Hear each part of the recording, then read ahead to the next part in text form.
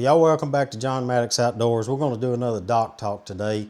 I'm sure you can all see that there's still some ice and snow on the ground out there, so we're going to do this from inside today. It's a little bit too chilly to be out, and I'm a baby when it comes to cold weather, or we would be on the dock. So we're going to do the dock talk from inside today.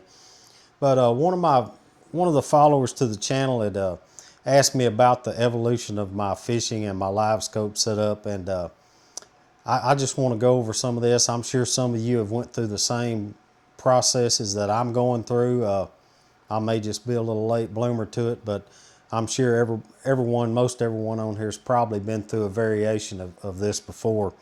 So I hadn't been fishing very long at all, really, as far as crappie fishing.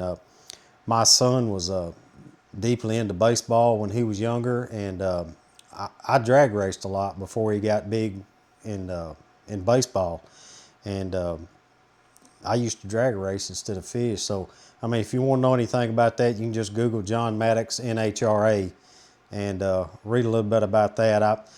Just in that, I started at the bottom, worked my way up, and got to be pretty good at that. And so my son started playing baseball all the time, so I sold everything I had with drag racing, and just started concentrating on my kids.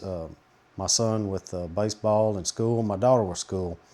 So we did that for a long time, baseball all through 4 years of college. In 2020, my son had graduated, my daughter was fixing to graduate high school, and she was going off to college. And of course, 2020 COVID hit, and everybody, we were pretty isolated. And I told my wife, I said, I'd like to buy a boat, like to start fishing. So my main intent when I started all this was to just go catch some catfish, go out to the lake, throw out a line, just sit there and catch some catfish. So I bought a 20-foot Express XP200 catfish with a 115. I mean, if you know anything about boats, this is just a big, huge, wide, flat bottom. I mean, that's what it was. And it was good for what I bought it for. I was going to go out and just anchor up somewhere and catch catfish, and I'd done that and had a good time. But I started watching some YouTube videos and come across this guy called Asleep at the Reel, Chris Gill. Y'all know him. I come across his YouTube channel and started watching his channel, and I was like, crappie fishing looks pretty fun, but it appears to me that I need to do some changes to my boat, get a live scope. And, everybody wants to do that, or I say everybody, a lot of people don't. Some people are 100% against it, but I wanted a live scope. So I went out and found the cheapest thing I could get to get live scope. So I went to a place called My Green Outdoors that would actually finance a live scope system. I got a black box, a Garmin 1022, and LVS 32 transducer. Well, from watching Chris's videos, he had built a live scope pole out of PVC, and I said, hey, I can do that. Let's get out of this thing as cheap as we can.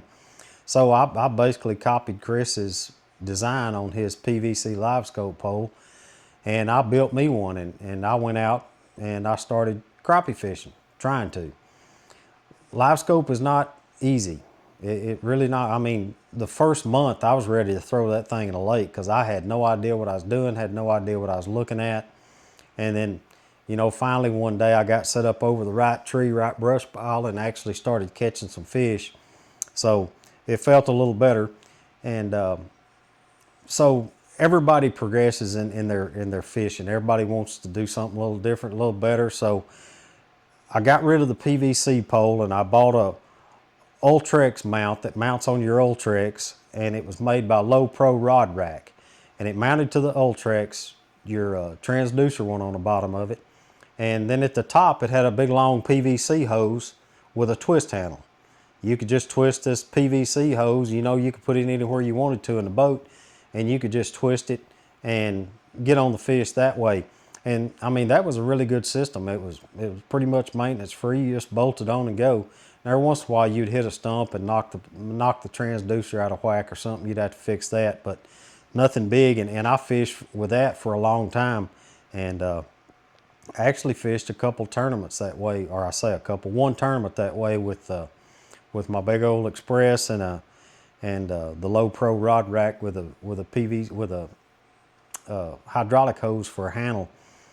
And you know, going to these weigh-ins, you start listening to the guys that do well. You know, you start listening to Jordan Sanders, Travis Decker, you know, Jerry Hancock, and you start listening to these guys, and you know, they're all talking about their transducer on the trolling motor, and I was like, I couldn't envision how that worked, how you could make that work, because you know, there's not many people tournament fish that do YouTube videos like that. So there really wasn't a whole lot of information on YouTube about people using it on the trolling motor, and so I really couldn't get in my head how that worked, and it was just foreign to me. And I was like, how do you make that work? You know, and part of the problem, I say problem, part of the issue is that big wide flat bottom aluminum boat I had about 18 inch 2-foot sides on the top of it, and it wouldn't, you couldn't control it very well, you know, trying to stay on something, trying to go into the wind,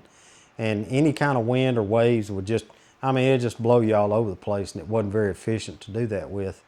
And you know, out of the evolution of our fishing, my kids graduated, my son graduated college, my daughter graduated high school. She went out to Texas Tech and got her 4-year degree in 3 years. Thank goodness she done me a favor there. So I started looking to upgrade boats. So I took the Express, got rid of it, and ended up with a 2022 Bass Cat Caracal. And with a heavier fiberglass boat, I figured out how to control the boat a little better. I'm still not real good at it. But still in my mind, I thought I needed a way to hit spot lock, move the transducer where I could see the fish. I thought I needed that. So when I got this Bass Cat, it come with 4 12-inch Garmins, or 2 12-inch Garmins and 2 12-inch Humminbirds. So I upgraded from a 1022, and now I have a 1243 SXV. And I wanted to be able to start learning how to use it on a trolling motor, but I didn't want to be confined to that where I had to use it on a trolling motor. So All Aboard Marine made one that has a chain that goes between the trolling motor and the mount, and you can either sync it with the trolling motor where it moves with the trolling motor, or you can unpin it and use it with a pole. Well, I've had that for, I don't know, almost 2 years now, and I found myself hardly ever, I'm really never disconnected in using the pole with it. I bet I hadn't had that pole in that thing 5 times. And so I just found out that that's one thing that I could do without is that mount sticking off to the side of my trolling motor. I mean, just, you know, it's something that I may bump a tree with, or the transducer get off or something. I mean, I'm going to have some problems with it on the trolling motor. You know, mounts are going to break, things are going to happen. But by eliminating that one piece of equipment, that's one less thing that I have go wrong in tournament days. I really enjoy tournament fishing. I really want to get good at it. And, you know, most of the guys that finish well in this tournament say, you know, in these tournaments say, you know, you can't do it with a trolling motor on a pole. Well, these people that have done it. And, but I want to eliminate everything I can. I want to try to become a better tournament angler. But, you know, y'all know Sleep at the Reel, Chris Gill, he has his on a pole. But the main reason he does that is for YouTube. You know, his primary, I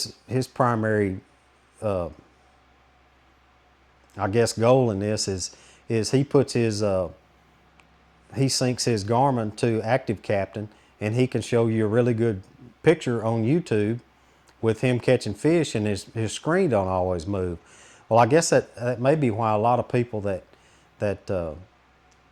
use it on the trolling motor, not a lot of people do YouTube with it, because, you know, you're constantly moving. You don't constantly have a good picture of the fish, and, you know, Chris can always keep that right on the fish and show his viewers on YouTube, you know, the jig coming down and getting right on the fish.